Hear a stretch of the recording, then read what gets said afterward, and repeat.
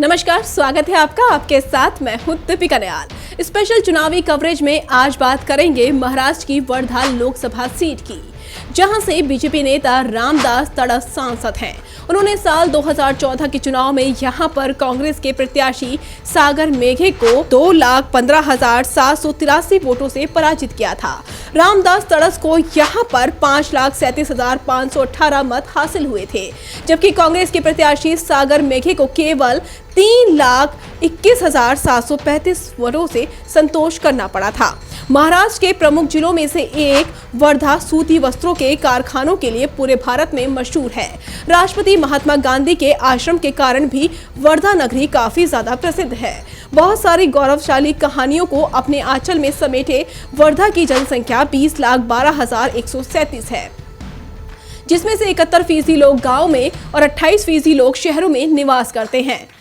वर्धा में वर्धा जिले के 4 विधानसभा क्षेत्र और अमरावती जिले के 2 विधानसभा क्षेत्र आते हैं, जिनका नाम है वर्धा, हिंगरघाट, आवी, देवली। अमरावती जिले के धामणगांव रेलवे क्षेत्र और मोर्शी।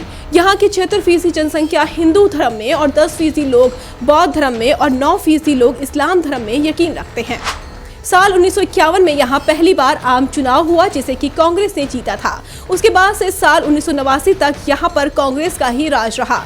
इस दौरान इस सीट पर कमल नयन बजाज और वसंतराव साठे जैसे दिग्गज नेता जीतकर लोकसभा पहुंचे थे, लेकिन 1991 के चुनाव में सीपीआई ने ये सीट कांग्रेस से छीन ली और 1996 के चुनाव में पहली बार यहाँ कमल खिला। हालांकि साल 1998 के चुनाव में यहाँ पर कांग्रेस की वापसी हुई और उसका राज 1999 के चुनाव में भी कायम रहा, लेकिन साल 2004 का चुनाव यहाँ पर भाजपा ने जीता और सुरेश गणपत यहाँ से सांसद चुने गए। लेकिन साल 2009 के चुनाव में कांग्रेस ने भाजपा को यहाँ पर हरा दिया और दत्ता मेघे यहाँ से निर्वाचित हुए।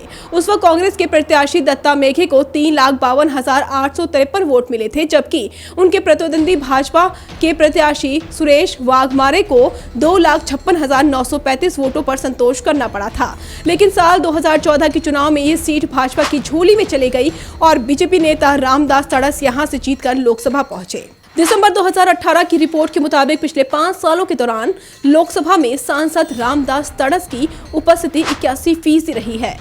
इस दौरान उन्होंने 49 डिबेट में हिस्सा लिया है और 437 सवाल पूछे हैं। साल 2014 के चुनाव में यहाँ पर नंबर 2 पर कांग्रेस, नंबर 3 पर बसपा थी।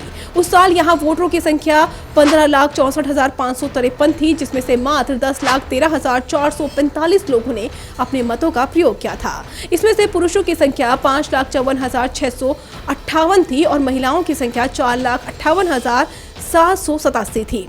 पिछले कुछ वक्त से वर्धा क्षेत्र में जाति आधारित राजनीति का बोलबाला रहा है।